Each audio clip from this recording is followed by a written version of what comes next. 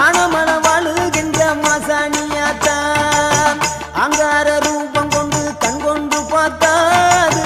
ஆனமன வாழுகின்ற மாசாணியாத்தான் பொன்மாறி பொழிபவளே பொள்ளாச்சி மாரியம்மா